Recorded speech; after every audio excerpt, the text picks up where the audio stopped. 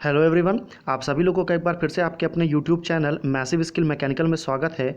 दोस्तों, आज के इस वीडियो में मैं आप सभी लोगों को टॉप 50 पावर प्लांट इंजीनियरिंग के ऑब्जेक्टिव क्वेश्चन और आंसर डिस्कस करूंगा। तो वीडियो को प्लीज़ पूरा एंड तक देखिएगा। मैं वीडियो को एंड तक देखने के लिए इसलिए बोल रहा हूं क्योंकि 50 क्वेश्चन है तो वीडियो थोड़ा लंबा होगा। तो मैं नहीं चाहता कि आपका एक भी इंपॉर्टेंट क्वेश्चन मिस हो। तो पहला क्वेश्चन है कि thermal efficiency of a thermal power plant is 0.15, 0.2, 0.3 या 0.45। देखिए, यहाँ पे क्वेश्चन दो तरीके से आता है। एक आएगा आपको या तो डायरेक्ट 15% लिख देगा, या एक आपका आएगा जिसमें 0.15 लिखेगा। अगर 0.15 लिखेगा तो आगे परसेंट नहीं लिखेगा, आपको इंटू 100 अपने आप करना पड़ेगा। तो इसमें आप ऑप्शन देख लेते हैं 0.15, 0.2, 0.3 या 0.45। तो थर्मल इफिशियंसी जो आपका थर्मल पावर प्लांट का कितना होता है, तो वो आपका 0.2 होता है, यानी कि 20%। अगले क्वेश्चन में चलते हैं हम। क्वेश्चन नंबर 2 है, ये देखिए ये क्या है, तो ये हमारा थर्मल पावर प्लांट है। थर्मल पावर प्लांट कुछ इस तरह का दिखता है, उसका स्ट्रक्चर कुछ ऐसा होता है। क्वेश्चन नंबर 2 है कि it is required to produce large amount of steam at low pressure, which boiler should be use? Pulverised fuel fired boiler, Cochran boiler, Lancashire boiler या बैबकॉक एंड विल्कॉक्स बॉयलर? देखिए, मैं आज के इस video में मैं ज़्यादा क्वेश्चन आपके बॉयलर के ही कराऊंगा, ठीक है। रीज़न ये है कि पावर प्लांट से जितने भी क्वेश्चन आते हैं उसमें ज़्यादा क्वेश्चन आपका बॉयलर का ही रहता है।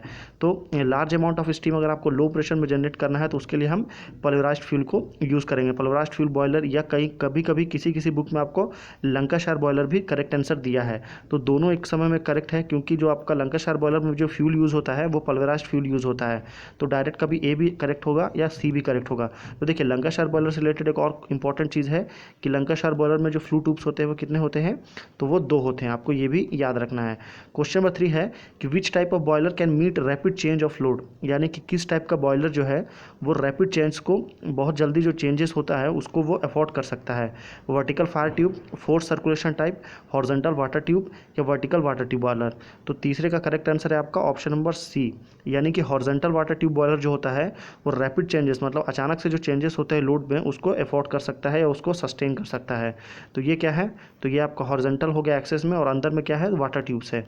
ओके, अगले क्वेश्चन में चलते हैं हम। क्वेश्चन नंबर 4 है कि boiler stays are use to prevent the flat surface under pressure from tearing apart, take care of failure in shear, take care of failure in compression या प्रोवाइड सपोर्ट फॉर बॉयलर?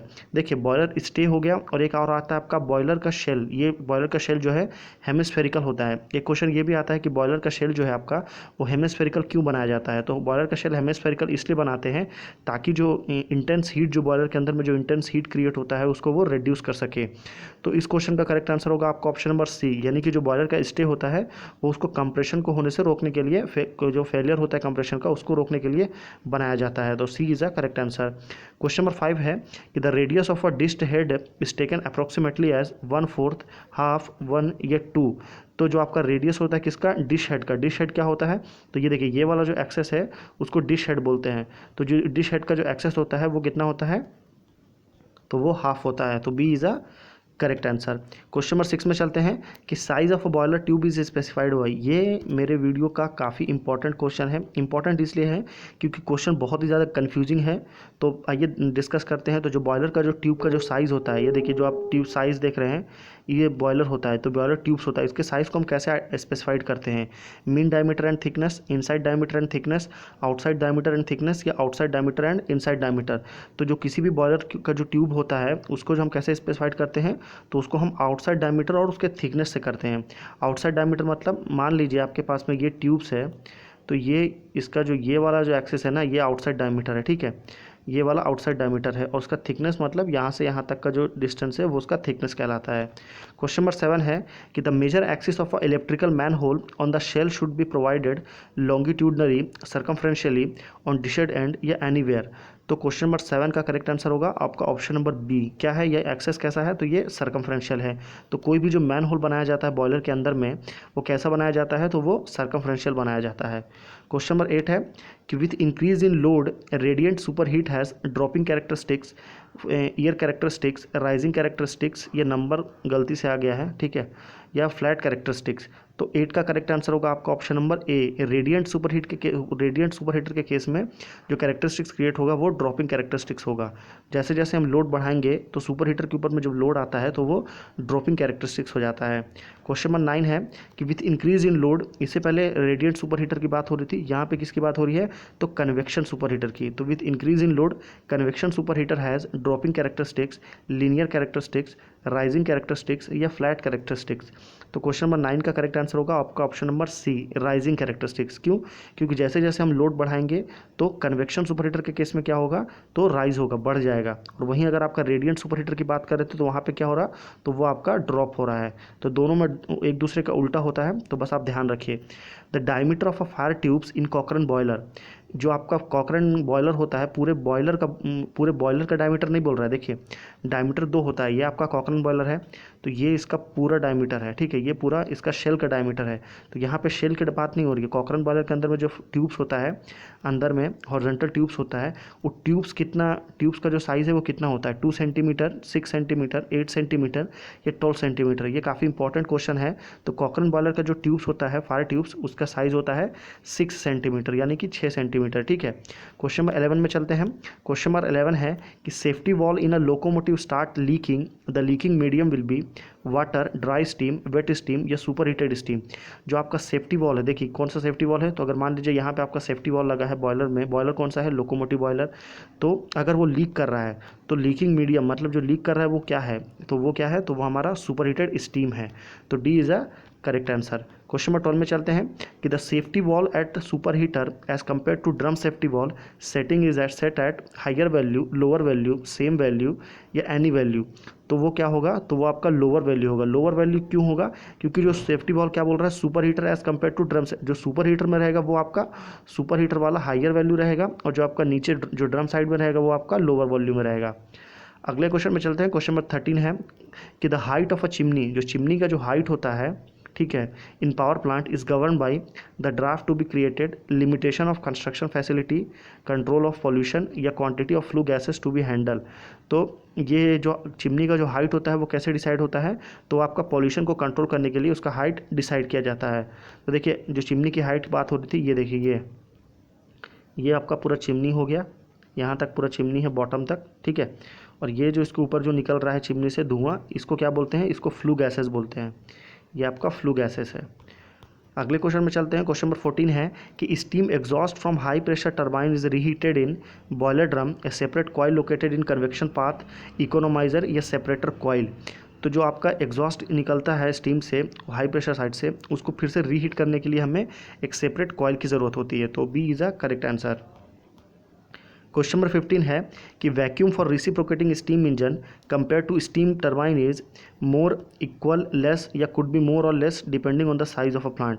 तो जो कि vacuum for reciprocating steam engine, जो आपका reciprocating steam engine होता है, उसको अगर आप स्टीम टरबाइन से कंपेयर करने से उसमें जो वैक्यूम होगा वो क्या होगा, तो वो वैक्यूम कम होगा, लेस। तो C is a correct answer. क्यों? क्योंकि आपका जो रिसिप्रोकेटिंग स्टीम इंजन होता है उसमें आपका वैक्यूम जो होता है क्या होता है, तो वो हाई होता है, और उसके कंपेयर करके अगर आप स्टीम टरबाइन में आएंगे तो स्टीम टरबाइन में लो हो जाएगा।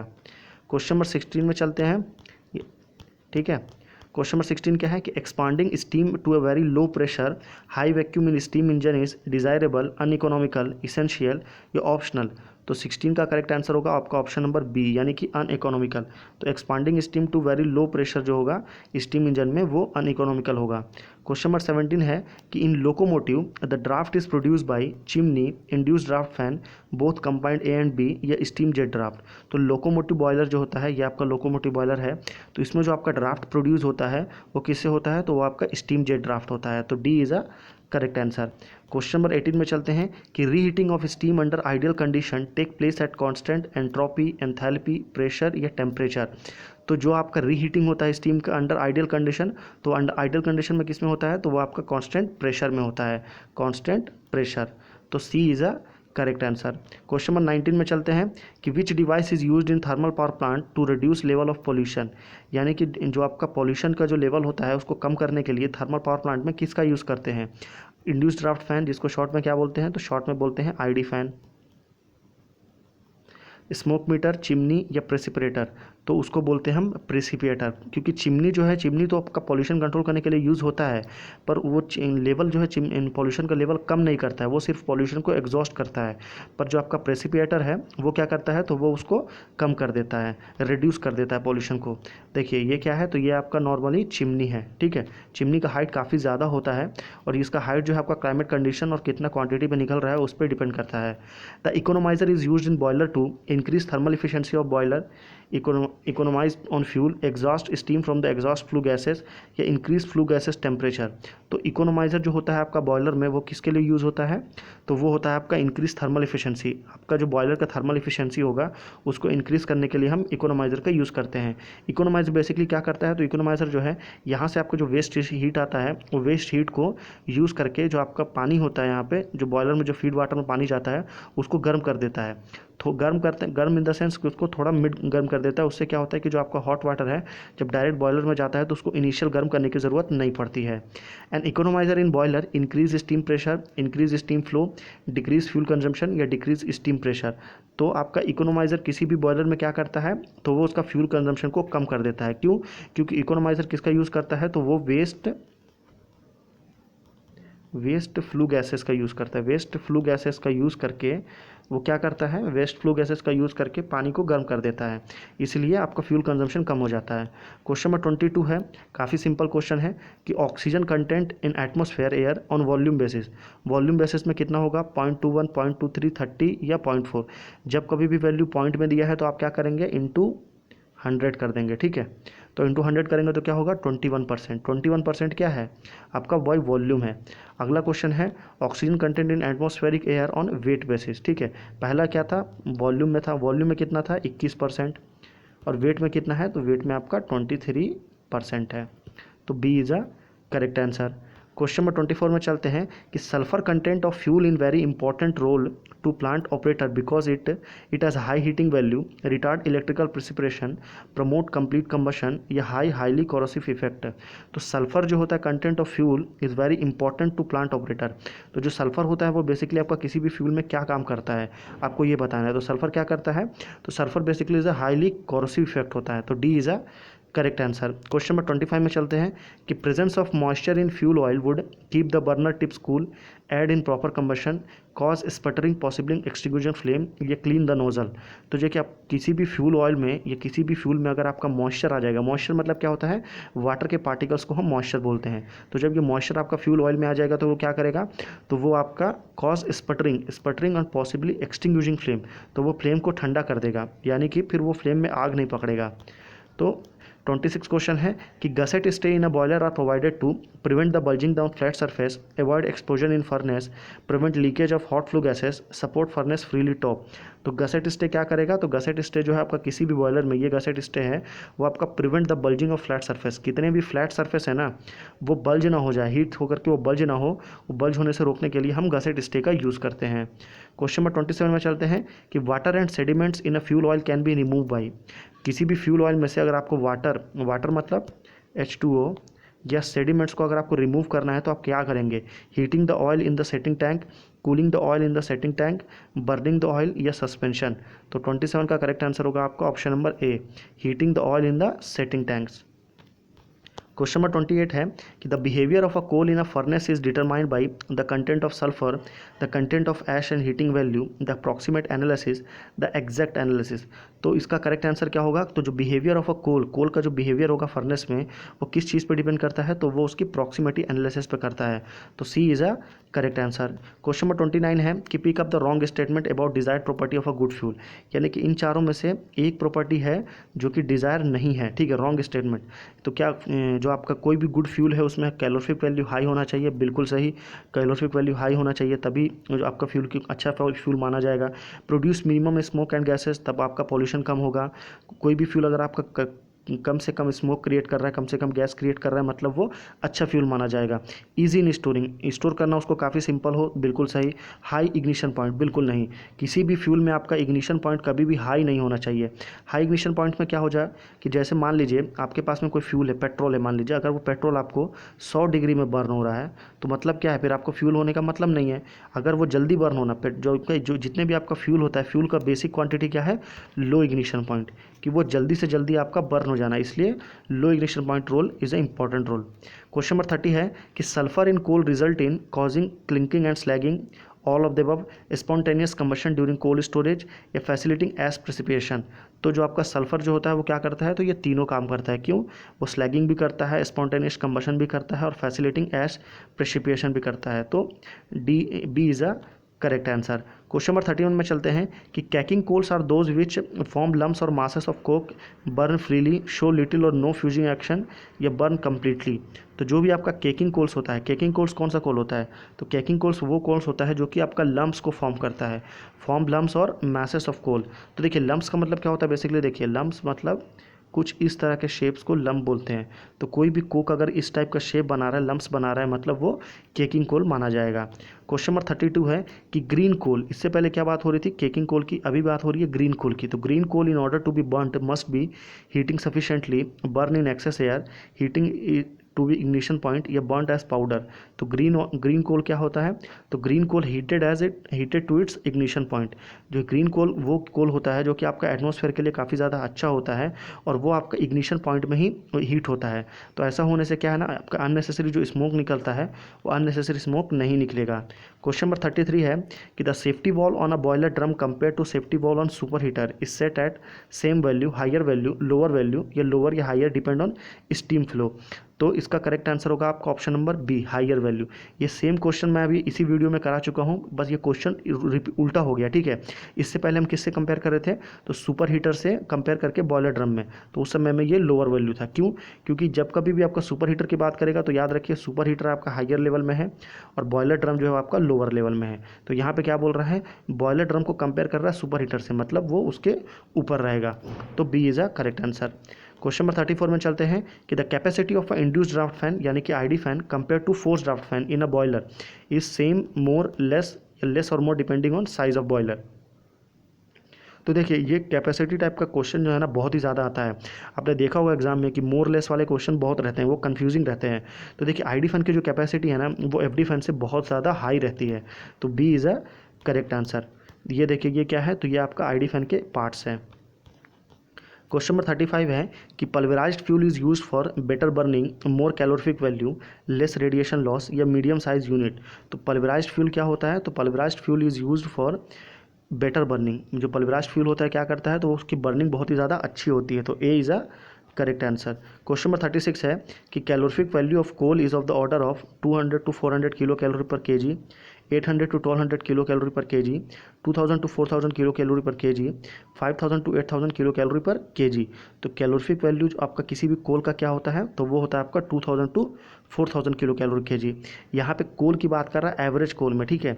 कोल कितने टाइप का होता है, तो कोल आपका 4 होता है, पिट, लिग्नाइट, एंथ्रेसाइट, बिटुमिनस, ठीक है। तो इन चारों को जब आप एवरेज निकालेंगे तो कितना होगा, तो वो 2000 to 4000 होगा कैलोरीफिक वैल्यू। क्वेश्चन नंबर 37 है कि evaporative capacity of a boiler is expressed as KG of steam produce, steam pressure produce, KG of fuel fire, के KG of steam produce per KG of fuel fire. तो 37 का correct answer होगा आपका option number D. तो evaporative capacity of boiler क्या होगा, उसको कैसे एक्सप्रेस करेंगे, तो उसको हम एक्सप्रेस करेंगे kg of steam produce per KG of fuel fire से। क्वेश्चन नंबर 38 है कि boiler parameter are express by tons per hour of steam, pressure of steam in kg per centimetre square, temperature of steam in degree centigrade, ये all of this. तो इसको हम चारों parameter से करेंगे। तो D is a correct answer. Question number 39 है कि balance draft furnace is one using induce draft fan and chimney, induce draft fan and force draft fan, या force draft fan and chimney, या any one of this. तो देखिए balance draft fan क्या होता है, balance draft fan is a combination of ID fan plus FD fan, ठीक है। इसमें आपका आईडी फैन और एफडी फैन दोनों होता है, इसलिए इसको बैलेंस ड्राफ्ट फैन बोलते हैं। तो B is a correct answer. अगले क्वेश्चन में चलते हैं हम। क्वेश्चन नंबर 40 है कि maximum energy loss in a boiler occur due to unburned carbon in ash incomplete combustion, ash content या फ्लू गैसेस। तो ये काफ़ी इंपॉर्टेंट है और काफ़ी सिंपल क्वेश्चन भी है, क्योंकि ये क्वेश्चन एग्जाम में बहुत बार रिपीट हो चुका है कि मैक्सिमम एनर्जी लॉस जो होगा बॉयलर में वो कैसे होगा, तो वो फ्लू गैस से होगा। तो 40 का D is a correct answer. देखिए फ्लू गैसेस क्या होता है, जो भी आपका बॉयलर जलने के बाद में जो गैसेस निकलती है ना बाहर एटमॉस्फेयर में, उसको ही फ्लू गैसेस बोला जाता है। तो वो गैस का टेम्परेचर काफ़ी हाई होता है। तो क्वेश्चन नंबर 41 है कि during storage the heating value of coal increase, decrease, remains constant या मे इंक्रीज और decrease depend upon the method of storage. तो देखिए कभी भी आप किसी भी फ्यूल को या किसी भी कोल को, सिर्फ कोल की बात नहीं हो रही है, किसी भी फ्यूल को जब आप स्टोर करेंगे तो उसका जो आपका हीटिंग वैल्यू होता है वो कम हो जाएगा। तो B is a correct answer. ये क्या कर रहे हैं, यहाँ पे आप गैसेस को, जो फ्यूल गैस होती है उसको स्टोर किया जा रहा है। क्वेश्चन नंबर 42 है कि film boiling occurs at very low pressure, atmospheric pressure, medium pressure या वेरी हाई प्रेशर। तो फिल्म बॉइलिंग जो है किस पे होता है, तो वो वेरी हाई प्रेशर में होता है। क्वेश्चन नंबर 43 है कि fire tube boiler are limited to maximum design working pressure of 1 kg per centimetre square, 6 kg per centimetre square, 17 kg per centimetre square, यह है आपका 100 kg पर सेंटीमीटर स्क्वायर। तो fire tube boiler जो है वो boiler होता है जिसका डिज़ाइन वर्किंग प्रेशर कितना होता है, तो वो होता है आपका 18 kg per centimetre square exactly में, पर अभी 18 के क्लोज में कौन सा है, तो 17। तो C is a correct answer. Question number 44 में जाने से पहले ये देखिए आपका फायर ट्यूब बॉयलर में कौन सा बॉयलर है ये,